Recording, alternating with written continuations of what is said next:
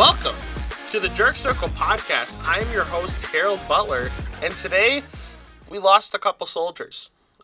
New Year's came around, and we lost a Jerry Bear and we lost an Andrew, but through the rubble, I was able to pull out Dylan. What's up, buddy? How's it going? Yeah, I'm here. I'm ready to fight. Let's go. Ready to fight that Holding up the front line. the good fight, fighting in the trenches. And Dylan, I gotta ask you, buddy, how are you doing this fine Thursday? I'm doing all right. Gotta work tomorrow. That kind of sucks, but we're doing all right. At least we have a job. Some people, don't got jobs. They gotta work on the streets. They gotta work the corners. But we complain about what we have. But if we didn't have it, we'd complain even more. So we take what we get. Every day is a good day when we're not hood broke. You know what it is? Exactly. If I'm strange, as they said in the South Park movie, it's better to be having money than giving hand jobs on the streets, giving hand jobs for crack. We don't want to do that. How's the one song go? It goes da da da da da da da. Broke on the street, giving hand jobs for crack. Follow this song and here you will say it's easy, guy. But yeah, we're here. Jared had a situation and Andrew had a situation. So it's me and Dylan. It's a tag team. It's a 1v1. It's just us. We're here. How do you tag team a 1v1? I haven't really thought about that too much, but the more you think about it, the worse it gets. So yeah. But before we start going in deep today, there is something I think that we would both like to talk about. Yeah. There's a certain football player that we would like to talk about. The running back off of Boise State. His name? Yeah. Ashton Jeanty. Oh yeah. I'm not gonna lie, we had money on him, he didn't hit, but you know what, that's fine. But Ashton Jeanty, running back for the Boise State Broncos, looks like he's gonna be one of the best running backs coming into the draft this year. And we're hoping that he gets put on the right team because he could be one of the best running backs in the league. In college this year, 2,600 yards, 29 touchdowns, just rushing the ball. I mean, whoo, that's a pretty good. Should have won the Heisman. Should have won the Heisman. Should have won it over, Travis Hunter. He was a great guy. Yeah. He did great, but I would have given it to Jeanty, but. I mean, he won the people vote.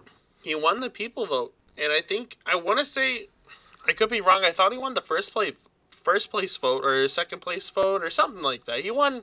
I don't know. One of them votes, but with Jeanty seemingly going to declare for the NFL draft, he hasn't confirmed it yet, but I would assume he would. I think Jeanty, for any of the teams coming into this NFL draft cycle, you look at the Ravens signing Derrick Henry and their offense looking dominant. You look at the Chargers signing a couple guys and them looking good. You look at the Eagles. The Eagles is probably the first story you look at where it's you sign a really good running back. You already have a good O-line. And him, if they let him, breaking records. You're going to sit him. They're going to sit Saquon for the Week 18 game against the Giants.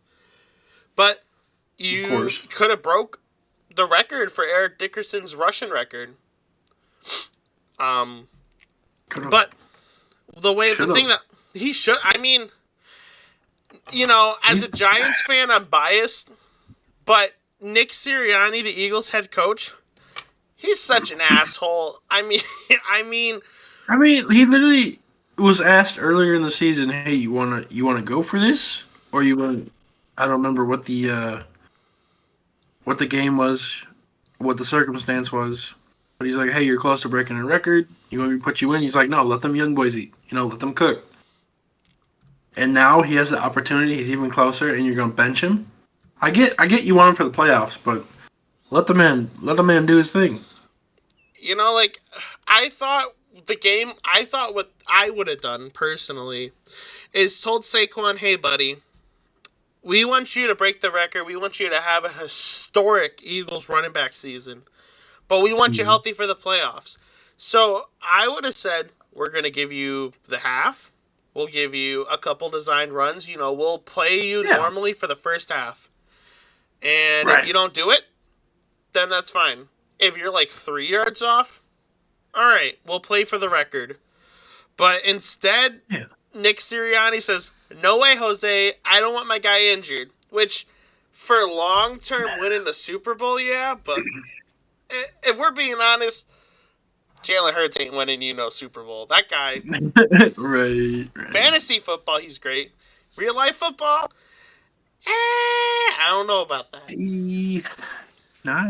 Not up there with the greats. No, he's a good Good. quarterback. Maybe not great. Not great. But I think with Jeanty seemingly going to declare for the NFL draft, I think what I'm thinking of teams that if I could perfectly pin it where I want Jeanty to go.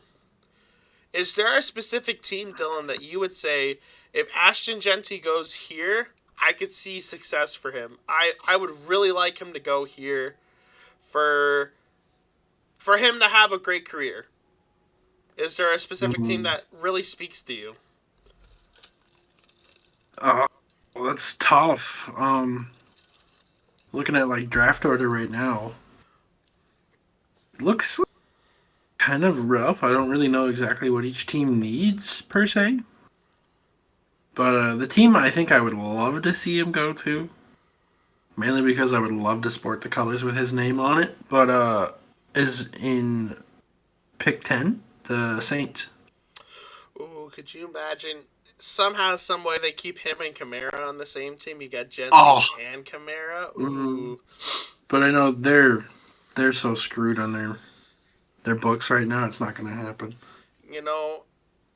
Back in like the 60s and 70s, maybe like the 60s, the 50s, with the old mafia, how eventually the FBI, when they started checking for tax evasion and stuff, they said, holy smokes, these guys owe us a lot of money. That's the Saints right now. They are absolutely cooked with their salary cap. So Yep. I don't foresee them going running back, but like, man, Probably not. him and Kamara would make an elite one too. They could really use a new quarterback too. Just saying. I mean, you're not a Derek Carr fan? No.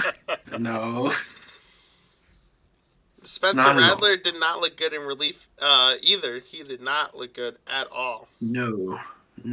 Which is weird because I was a big fan of Spencer Rattler. He came into the college game and he definitely was a cocky SOB. He definitely was not a guy I would be proud of rooting for. But once he went to the Gamecocks and started, once he got humbled, got kicked out of, I want to say it was OSU or Texas. Caleb Williams kicked him out. He started, being a little bit more humble, started saying the right things, looking great out of South Carolina. I was like, man, this guy could be really good. Then he goes to the Saints. Then Derek Carr gets hurt, and I'm thinking, oh, man, this could be a really good opportunity for him to prove himself. And, man, I don't know what's uglier, his game or that guy. That guy is ugly. That's fair. He is not a good looker. No, not at all. I think, obviously they'd have to trade up for him, seeing how they're about to make the playoffs. Yeah. Seeing how they clinched their playoff spot. But when I think of what Jeanty needs, he needs a good O-line. I think he needs a great coach that wants to run the ball and really believes in the run game and really believes in grinding out games. And I think a good quarterback goes a long way too. And when I think of all three of those things, I hope the Chargers trade up to get him. I think if they got Jeanty, they would go the distance. I'm not saying we're going to get a Saquon rookie year type of game, but man, Jeanty would have a phenomenal rookie year on the Chargers. They would treat him right. And then you'd have Justin Herbert as a good quarterback. Their passing game, they need a couple more pieces, but I I think mean, they're yeah, ready. they pretty much started over this year. Their lineup looked a little bit more rough You look at them. compared to like last year, but You look at them trading Keenan Allen. You look at them. mm-hmm. Um, Mike Williams, was on the team and then he was off the team, but now being able to get Lad McConkey, who's been a great rookie, won't get Rookie of the Year, but should definitely be in consideration for it. I think the Chargers would be the perfect piece for them. Getting Jeanty, who is an absolute dog. Yeah, that dude's a Um, monster. I hate to say it because I hate the Cowboys, but I feel like the Cowboys would be able to utilize him well. Um, Yeah, and then on after that, I'm not sure where else he would go. Probably, I mean, I don't really know where else he'd go. I hope he ends up on a team that's going to treat him right. right. Not somebody who's just gonna bench him. Not someone that's going to bench him, not somebody that's going to, like, he's not one of those guys that you solely feed into the game. He's one of those guys like Bijan Robinson or, Mm-hmm. like Saquon, where it's like, hey, this guy's an elite talent. Let's put him in. Mm-hmm. Let's let him run the ground. Let's let him play the way he should play. Yeah, I mean he's capable of finding, real small routes. He still makes them work, and if he gets caught, he's one of those guys who's just built tough enough that it takes at least two to bring him down. Like he's big, He is stocky. he is built different. He gets tackled and he's still out. He gets tackled 3, 4, 5 times and he's still up and going. Mm-hmm. But I don't know.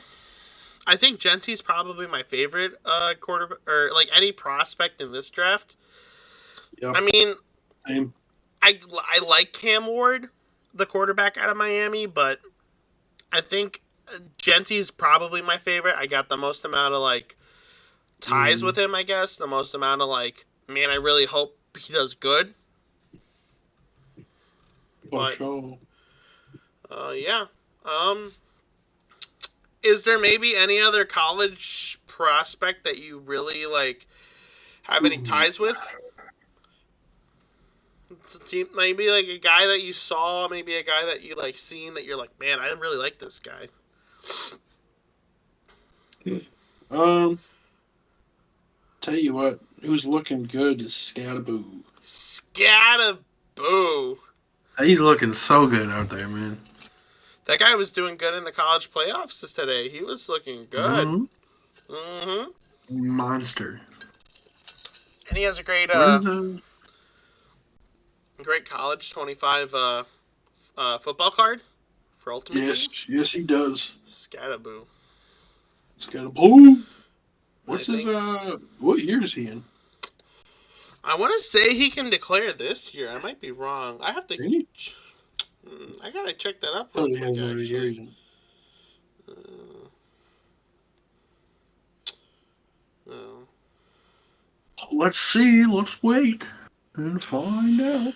Scattaboo is in his senior year. Is he? Okay. Yeah.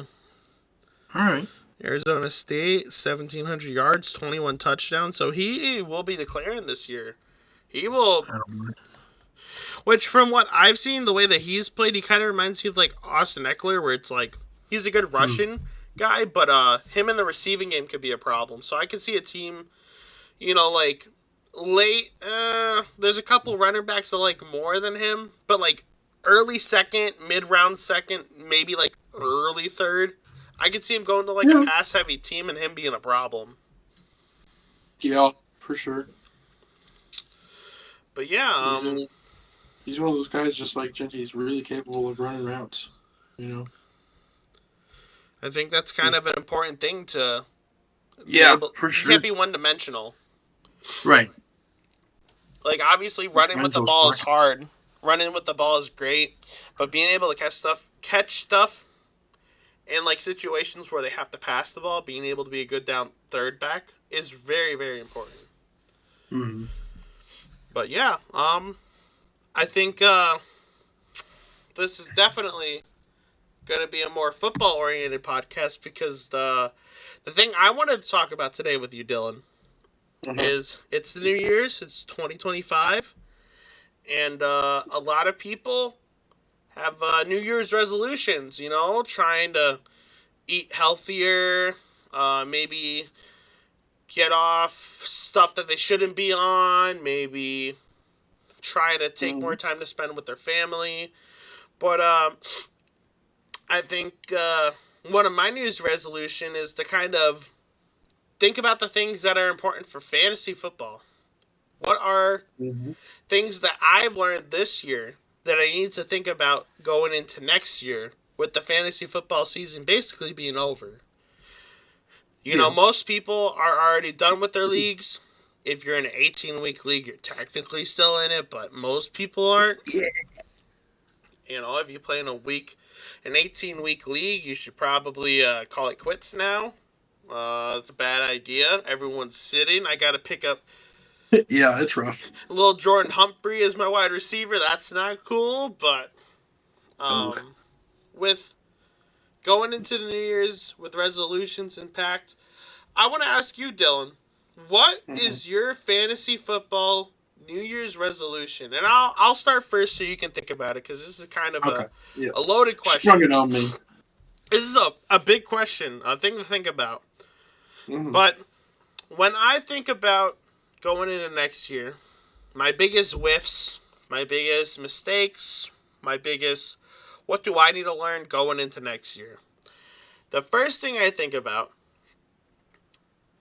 is to stop picking guys to my team on bad offenses or teams that don't have a reliable core, I would say.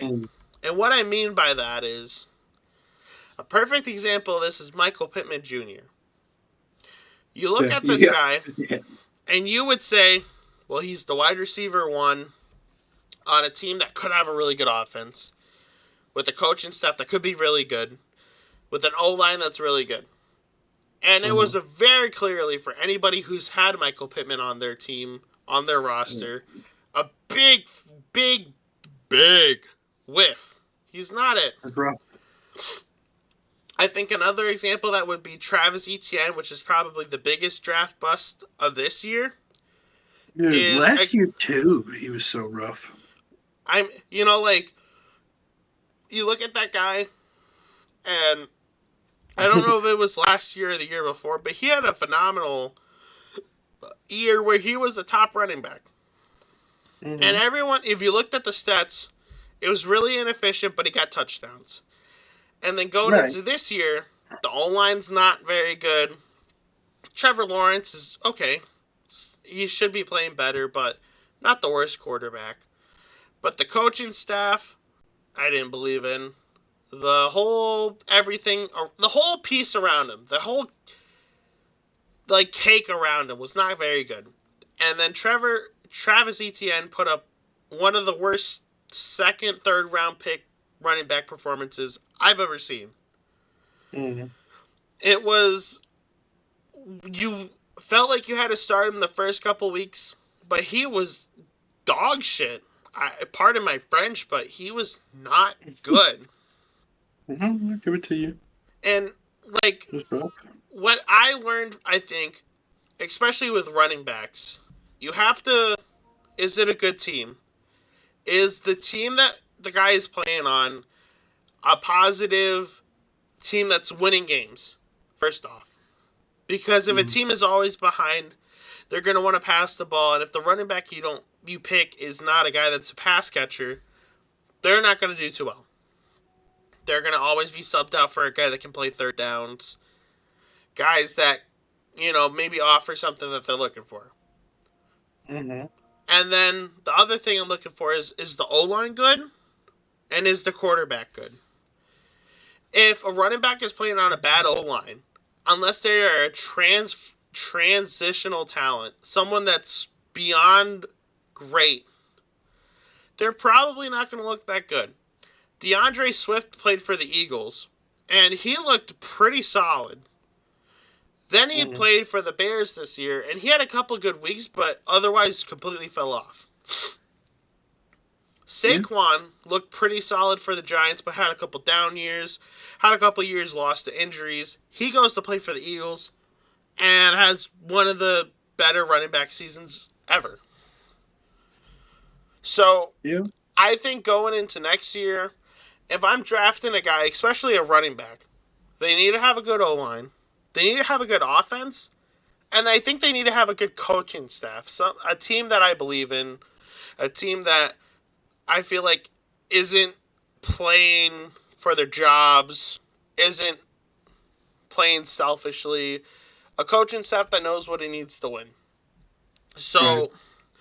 I think my New Year's resolution next year for the draft is to focus on guys on good teams. Pick good guys on good offenses. You don't want guys on bad offenses because for every Brian Thomas Jr., who plays phenomenally on a bad offense, you're going to have at least 5 or 6 guys that play like doo-doo because they're on a bad offense. Right. But, Dylan, what would you say is your football New Year's resolution?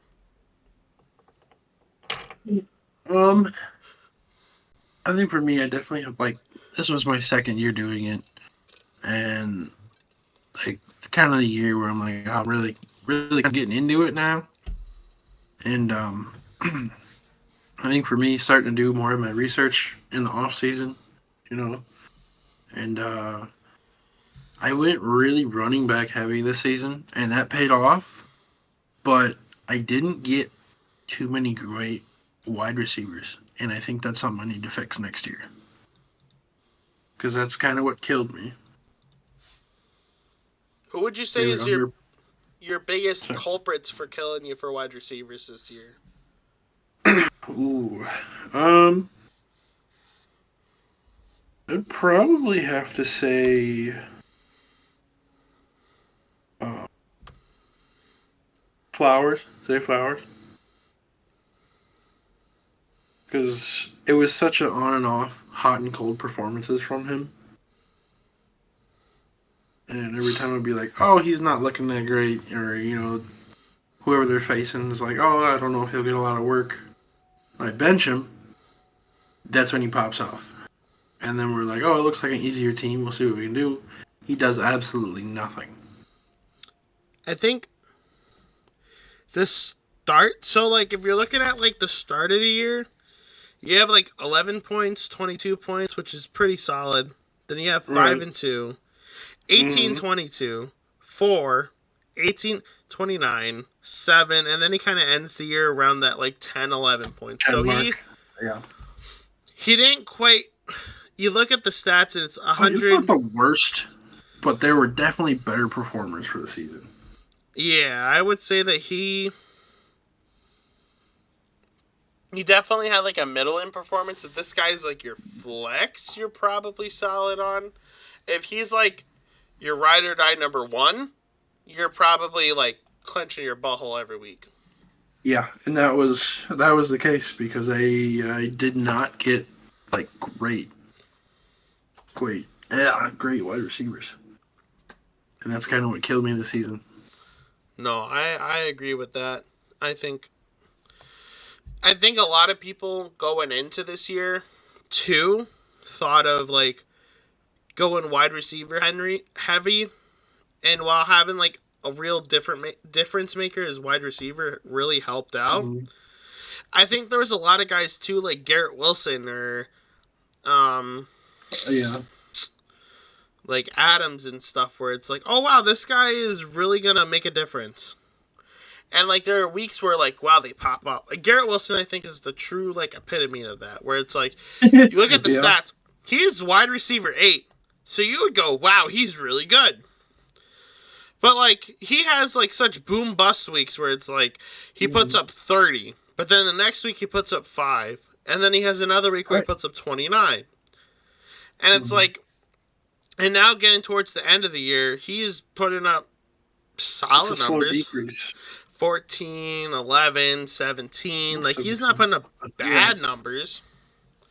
But that's not a guy that I would want to bet my championship series on. So I think that kind of roots back to the good offensive, good pieces, If a team's a good offense, you kind of want pieces of that pie versus you can take chances on bad offenses, but like it's hard because like you might get one guy like like Bo Nix on the Broncos, where it's like he's like the one piece out of that whole team where it's like this guy's pretty solid, but unless you're playing in like a super flex league or unless you're like really strapped, like he had a couple really good weeks.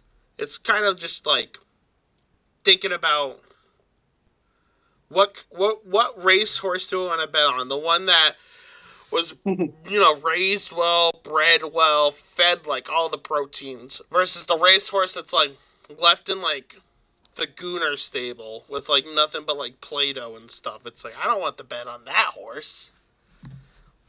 I think the one thing I'm also thinking about going into next year is that rookies are the way to go. Putting assets towards rookies really help out, especially if you put them in the good spot. Like Marvin Harrison Jr. was a guy that you had to draft second round early. He was a guy that you had to draft early. And if you rocked with him, you were not particularly happy with him. He didn't do very well compared to the other rookie wide receivers. Right. But if you were one of those guys that said I wanted Lad McGonkey or Malik Neighbors or a Jaden Daniels, you're pretty happy because you got them guys. Malik you had to get early, but Lad you could get pretty close to the end of the draft, and Jaden was like quarterback 9, quarterback 10. You're getting them guys late. And that guy is one of the best fantasy football quarterbacks of now.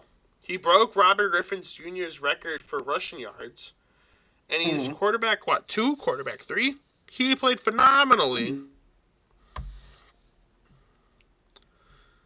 So I think going into next year, figuring out what guys you want to pay for, quarterback 4, averaging 22 fantasy points a game.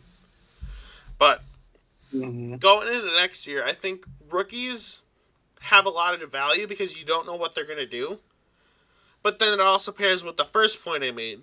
If rookies go to good offenses, like if Jeanty goes to the Chargers, I'm drafting him first round no matter what. I do not care. Dude, you're going to have to fight me for that, just so you know. I'm going to have to murder Dylan so he auto-drafts the wrong guy. So high up on my list.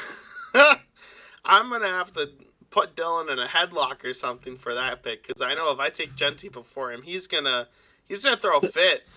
I will kill you at the draft. And I'm going to try to make trades with you all year. Hey, I don't blame you. I'd be like, hey, you want Jeanty? Give me everybody you got. But yeah. We'll see.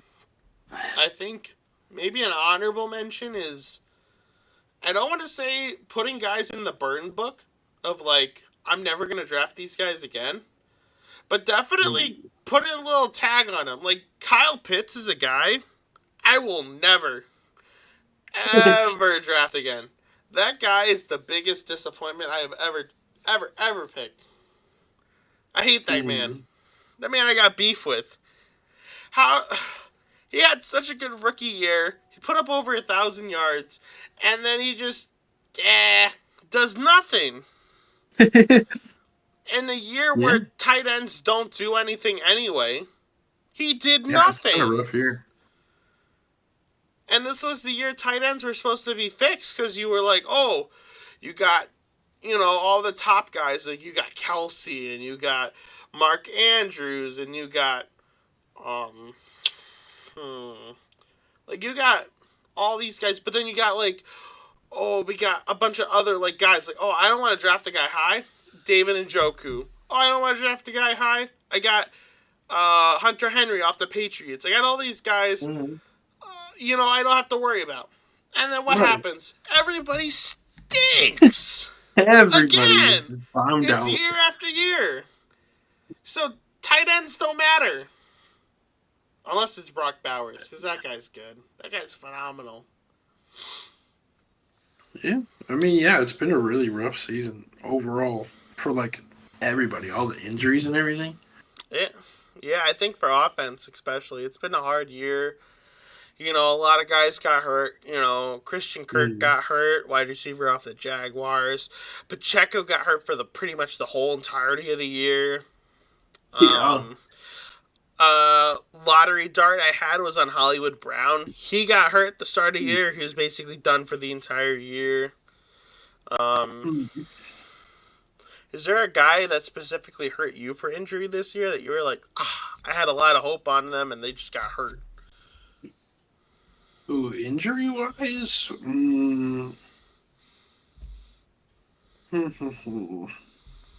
trying to think who was out. Well, beginning of the season, AJ Brown was out for a couple weeks. That kind of hurt. Yeah, AJ Brown missed a Um, couple of weeks.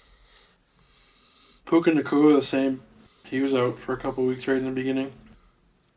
Those guys have been like stellar players since they came back, but yeah, those first couple weeks were rough. Them first couple of weeks were not nice for some of them guys. And then, like, Right. especially for that Rams situation, you know, I feel like there's a certain subsex of Yeah. people that were like Puka versus Cooper. And I was one of them guys that thought Mm. Cooper was going to matter no matter what. And he had 1 week of playing phenomenally. And then he ends up on IR. And I'm like, well, it don't matter anymore. See, it don't matter no more. It don't matter. It don't matter no more.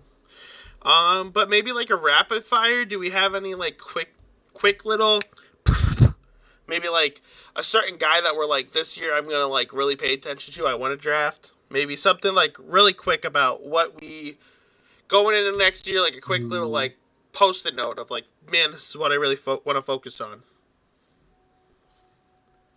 Ooh. Um, Tell you what, a guy I drafted. I know I drafted him later. Um, Later in the draft was Chase Brown, and he surprisingly has just had phenomenal performance throughout most of the season. He's not who I expected to actually do most of the work, but he's done a lot of work for me. Chase, And I'm gonna watch, see. Hopefully, he continues. I want to say Chase Brown is on the Bengals. Bengals, yeah. They're definitely one of those teams that could draft a running back going into this year, and if they draft a guy early, or draft one of those like top guys like, you know, Jeanty or Hampton or Scattanooga or someone like that, then like I'd be a little more like, oh. But like if they step put and they get like another like quality running back, but nothing crazy, I could see him having another good year. For sure, dude. I think I think he's got a lot of potential so far. I think depending on how the hype goes next year, if Gibbs is still not a first round running back, I'm going him 100%. That dude has put up some crazy, crazy plays this year. He is. He has been good It's not even what I with him and expected. Montgomery, and now with Montgomery out, he's still like the workhorse. Uh-huh. I think kind of more quarterbacks that are Russian centric, which it depends because Kyler Murray was okay for some of the weeks, but then he has a couple dumber weeks where it's like, Yeah. come on, man, like you can't do more.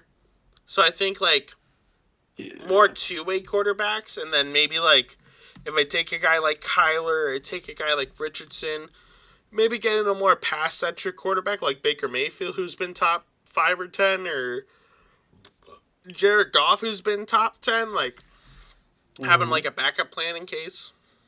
Yep. And then I think the final thing, do we have a guy that's in our absolutely will not draft next year? Mine's Kyle Pitts. I'm sick of that dude. That guy, bye-bye. We're done. Never to be seen again. Well, the guy, I mean, Etienne put an awful taste in my mouth the first year. Will never draft him again, probably. This year, not as bad. He's had some good weeks. He's had some really stinker weeks. Brees Hall, man, he's just. I regret that being my number one overall. That was not the choice. I think the sad part was I would say that I'm somebody that's pretty locked in the fantasy. when you took Brees Hall, I was so upset. I was like, man, I wanted that guy. So I'm like, you know what? All right, I guess I'll I think take a him lot of on. people did too. I'm like, all right, I'll take him on Ross St. Brown, I guess. And then that dude just cooked this year. He had a couple down weeks, but he has been wide receiver 3. He's been phenomenal. You got to take guys with safe floors. Brees Hall, he's a great guy. He's a great talent. If he was on a team that was good, that'd be phenomenal. But, like, I don't think I'm taking guys in bad offenses anymore, unless it's like a lottery pick or unless it's like I have a Hail Mary from someone that I'm like, oh my god, this guy's going to be great. Yeah, I agree, like, dude. But yeah, I think we can give a shout out to not being last place in our fantasy league. Yes, sir. Definitely next year, we're looking to win the whole thing. Unfortunately, you didn't win it, and I'm stuck in 3rd place right now. So I'm playing for 5th, so it's not the worst, but it's not the greatest. Yeah, we definitely. We're playing for 1st in our other league, though.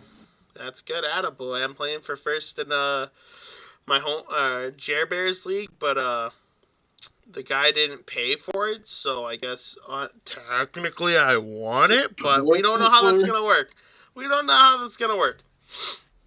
Tell you what, I just need them to bench Lamar for this week. I hope they don't bench Lamar, man. I need that brother. I hope they do. Game. I love me Lamar. No. Get him out of here. Bench that man. He's just an MVP quarterback. We don't want him to play. Well, all my like starters are benched. No, that's fair. Like, okay, we're gonna save him. And then he's got Lamar in the startup, a couple other guys, just excellent starters. And they're just all projected high. It's like, bro, put him out. Technically, please. Lamar is playing for home home field advantage. Because if he wins, I think he's 2nd. And if he loses, he's 5th. So if he wins, he's getting home field advantage. And if he loses, he's playing on the road for pretty much all the playoffs. Yeah. So if he puts a 30 burger on your head, I'm sorry, Dylan. You don't deserve that. I'm gonna be so mad. It is against the Browns too. The Browns are stinkers, dude. They're gonna be giving up. Yes, and that's the issue. They're gonna walk all over them. Mm-hmm. They're gonna have their day with them. And I tell you what, though, they're gonna have their day with them. But if I start Flowers, stinker, not gonna do anything. He's gonna give you 6, and you're gonna like that. It would be awful. But yeah, I think that is our fantasy New Year's resolution. Dylan. What? Yeah. I was thinking, right? Yeah. If you could have a superpower, like any superpower, what would it be? Ooh, that's a tough one. Like, that's you woke up tomorrow morning, and there is I don't know how you want to say it. There's a fruit you can eat, there's a chip you can put in you, there's something. And when you do it, you get the superpower that you want. Uh-huh. What superpower would that be? That is so tough of a question. Because there's so many good powers. What power would you not want? What power would I not want? Yeah. Like laser beam eyes, probably. Like you get upset and you just start burning everything. Yeah, like it's a cool idea, but like, I don't know about that one. I think mind reading would probably be mine, because at first it sounds kind of cool, like I can read a mind. But then I'm like, if I'm talking to someone and they're like, damn, this dude stinks, I'd be like, oh man, they don't like me. Man. Dude, for real. Like, that would suck. Like omnipotence or whatever, it'd be like, oh my goodness, you're gonna go home and smoke crack at 3 o'clock? You're disgusting. What are you doing? I'd be like, omnipotence? Yeah. Omnipotence? Yeah, what he said, yeah. Mm-hmm. Omnipotence. Okay, I'm done. Yeah, just stop while you're ahead, probably. But what power are you saying not to? Laser eyes? Yeah, I think so. I think that's fair. I think it's just too uncontrollable, I think. If you can like control it perfectly, is it still a no?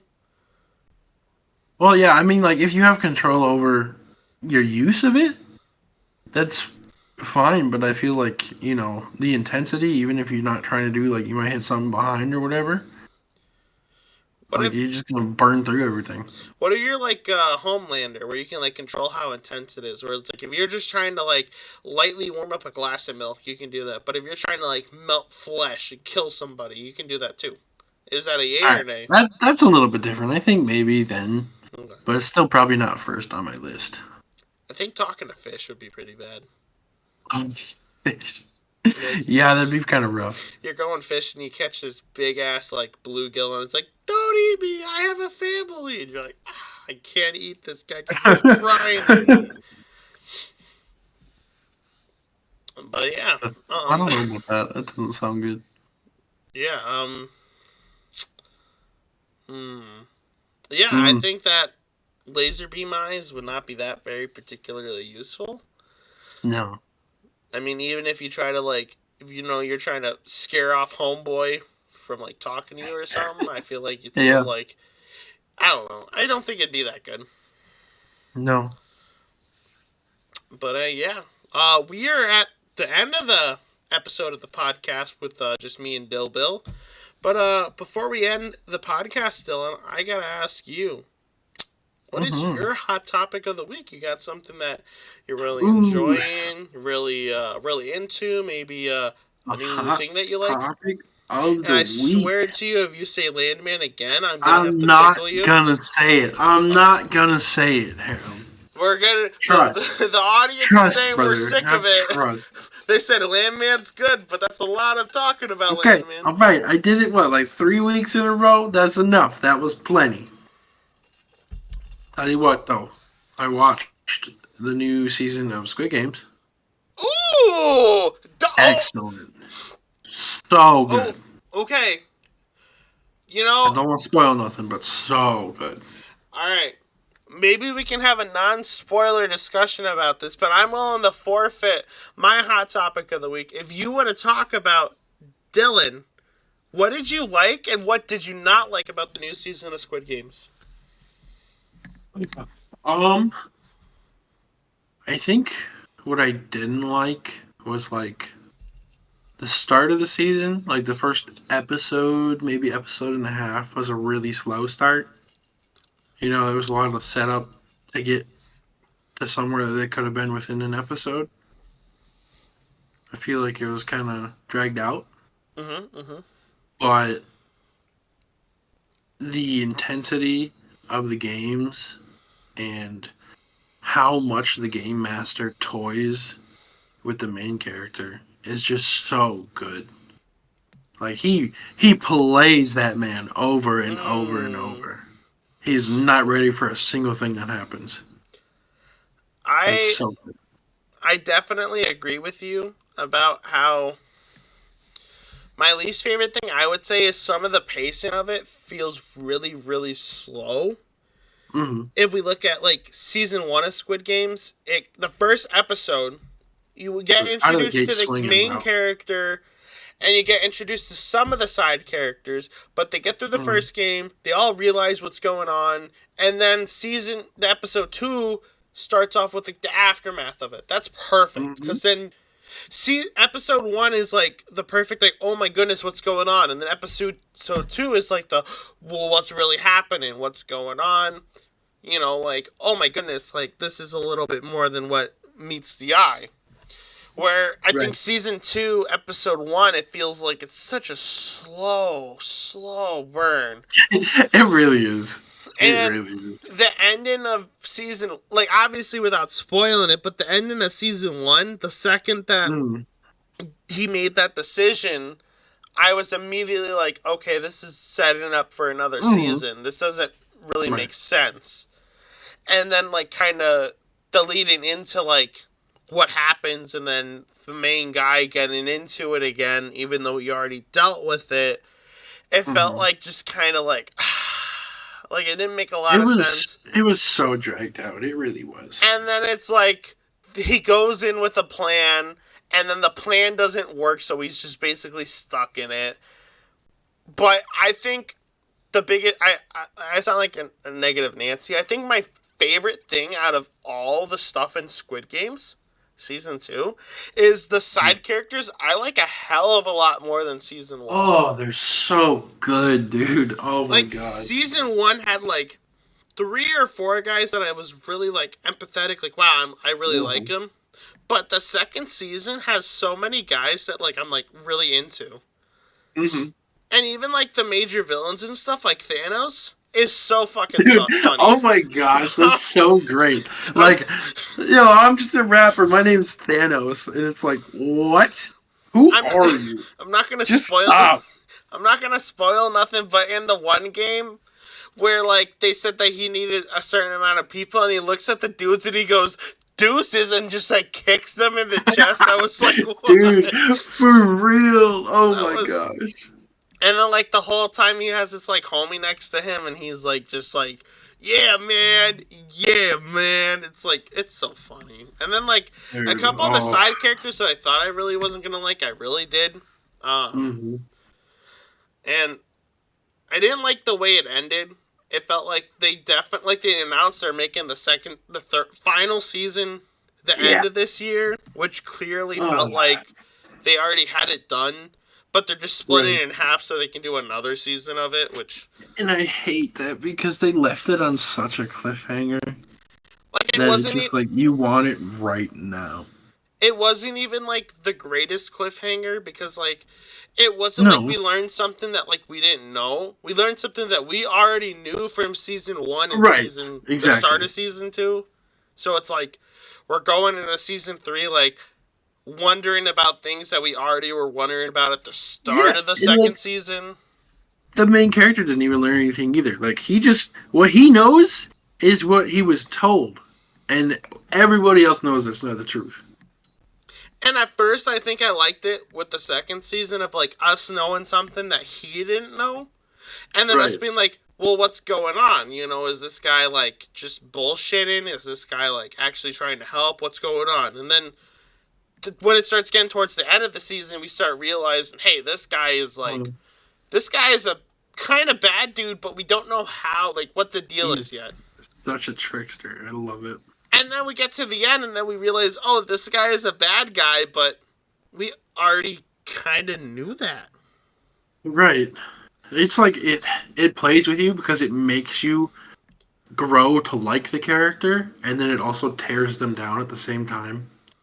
And you're so torn over it. I think it's gonna set up probably to season 3. I think I'm worried because they say it's the final season. I'm worried that they're gonna kind of like take the easy opt out, and it's gonna. I think they might. I don't think they're gonna really like try something nice, and I think that I like Squid Games. Like, the first season up till the ending, and then it feels like they take the easy out so they can make another season. And then this season, it starts off slow, it gets really, really, really interesting, and then it ends really like, they're going to make another season because they can't fit it all into one. Right. Okay, I've got 2 questions for you. Okay, let's hear it.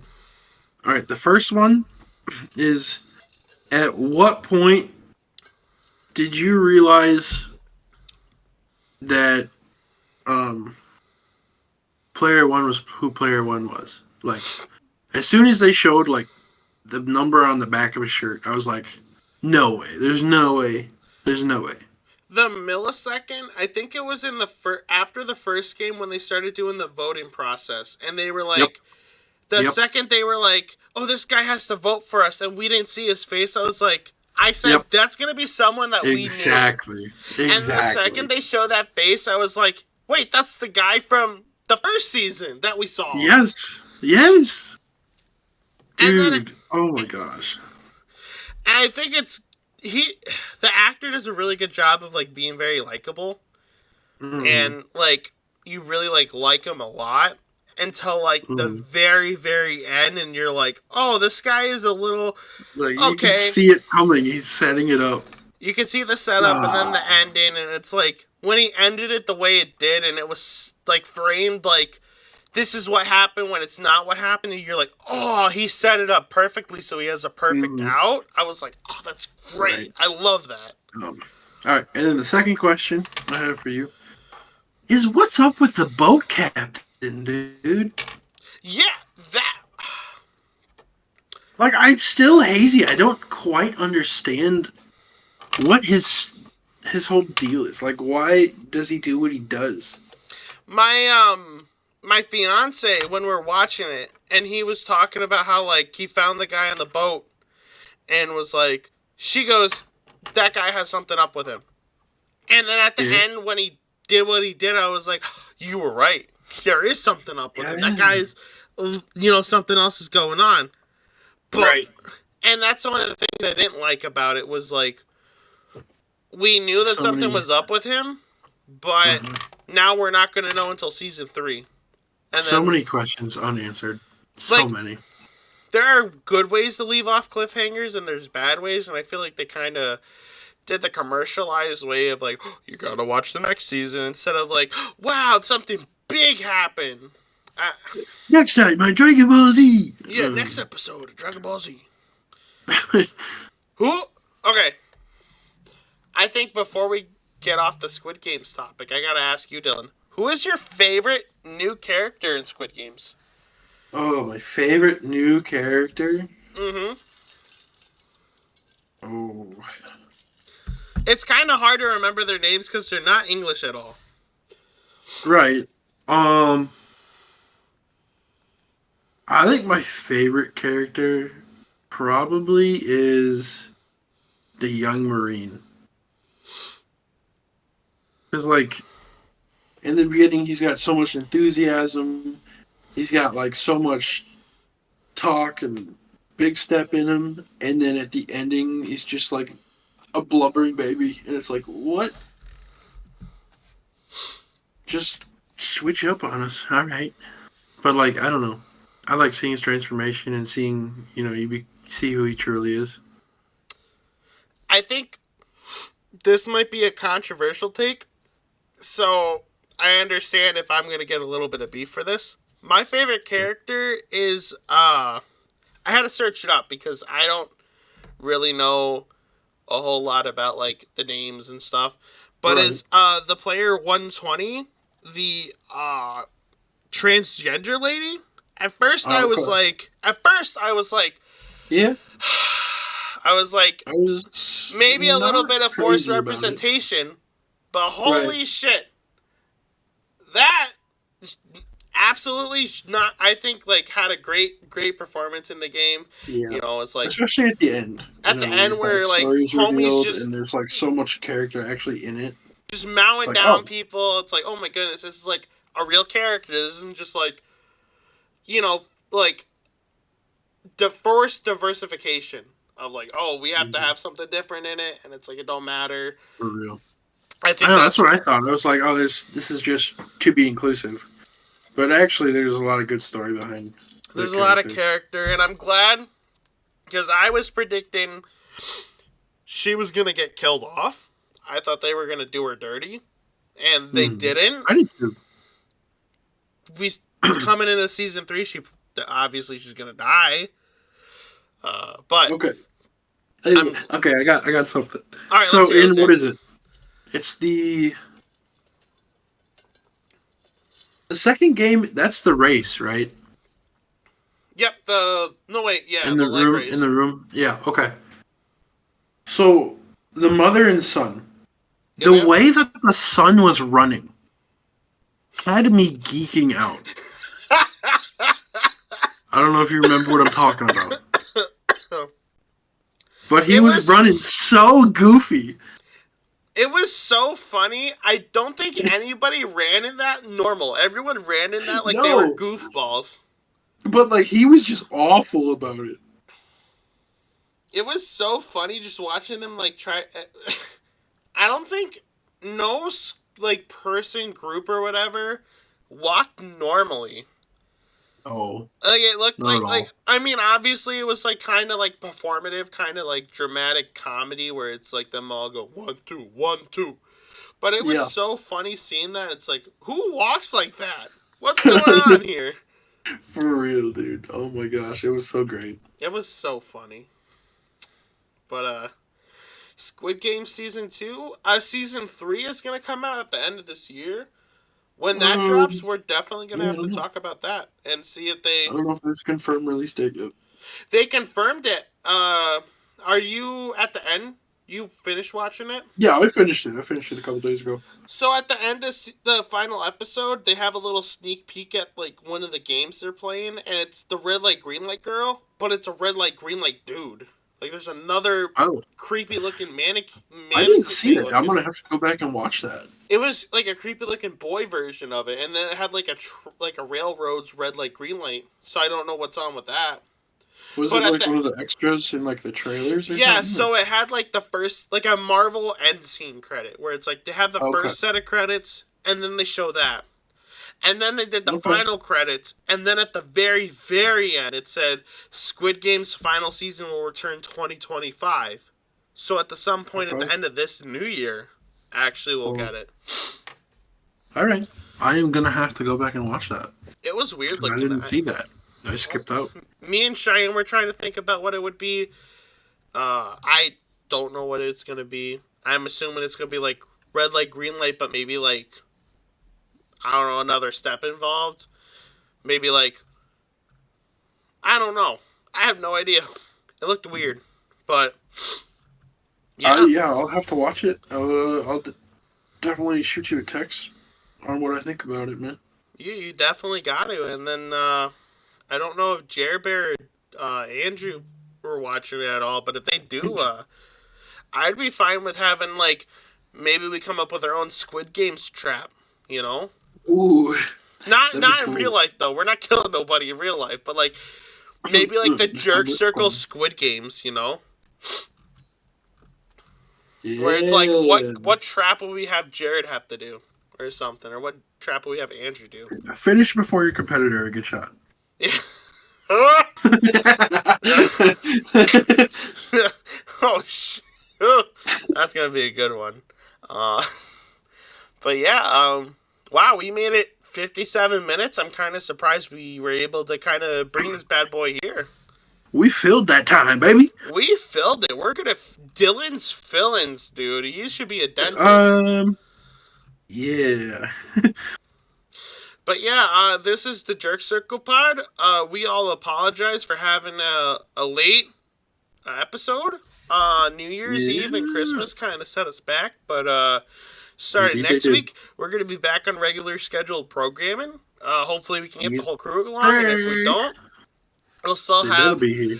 I'll be here. You know, hopefully we get Dylan here, and you know, if it comes down to it and we're still shorthanded, I got We'll a keep you couple going, of man. friends. I got friends. We can get some people on. We can have a gay old time, you know? Yeah. So this is the Jerk Circle Pod. Dylan, it's nice seeing you. I hope to see you next week. And let's take it out of here. You guys have a good night. Let's go.